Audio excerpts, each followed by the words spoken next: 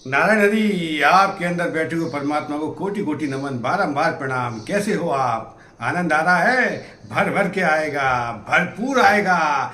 जीवन खुशियों से भर जाएगा। आनंद ही आनंद आएगा, बरसात होगी आनंद की। देखो, बड़े भाग्य से आपको ये मानव शरीर मिला है, इसका आनंद लो। शिकायत मत करो, कभी भी किसी से कंपैरिजन मत करो।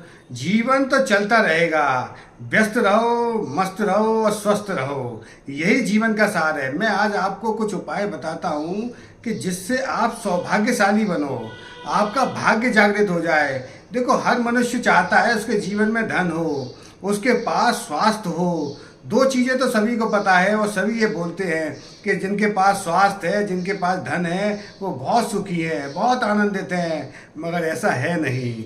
जिनका सौभाग्य जागृत हो जाए, जो भाग्यशाली होते हैं, वही जीवन में सफल हो पाते हैं। इसका एक सिंपल सा उदाहरण मैं आपको बताता हूँ। देखो, टाइटैनिक जहाज़ था जो डूब गया, उसमें जो बैठे हुए लोग थे उनके पास बहुत धनवान थे, वो शरीर से भी बहुत स्वस्थ थे, मगर वो सौभाग्यशाली नहीं थे, वो भाग्यशाली नहीं थे। बच केवल वही पाए जो सौभाग्यशाली थे, जो भाग्यशाली थे। तो आपके जीवन में जो भाग्य है वो जागृत कब होता है?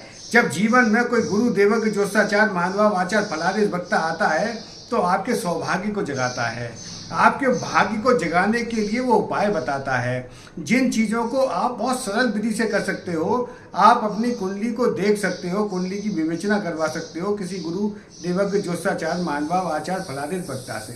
देखो, एक होता है प्रारब्ध। प्रारब्ध वो होता है जो पूर्व जन्म के कर्मों के आधार पर आपको ये मानव शरीर मिला है। एक है संचित कर्म। संचित कर्म वो हैं जो जन्म जन्मांतर के आपने संचित कर रखे हैं, वो आप ही के हैं, आप ही उनको भोगोगे। वो जागृत कब होते हैं? वर्तमान में जो क्रियमान कर्म चल रहा है उसमें वो जागृत होते हैं। जो आप कर्म करते, देखो ये शरीर जो बना हुआ है, ये पंच तत्व का बना हुआ शरीर है आपका और हमारा। ये पंच तत्व का जो शरीर बना हुआ है, ये बनता कैसे है? ये शुभ और अशुभ, आप इसको समझ लीजिए, पाप और पुण्य, इनके आधार पर ये शरीर बना है। आप जो ज़्यादा पुण्य कर लेते हैं, ज़्यादा पुण्य आत्मा होते हैं, वो देवताओं की श्रेणी में आ जाते हैं, वो देव लोग चले जाते हैं।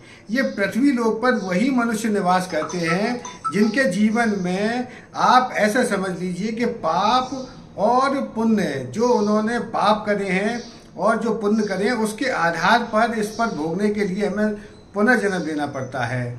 तो बड़े भाग्य से तो भगवान की जब कृपा दृष्टि आपके ऊपर होती है, जो आप पूजा अर्चना करते हो, जो प्रार्थना करते हो भगवान को, जब वो जागृत होती है। देखो, प्रार्थना और पूजा में अंतर है।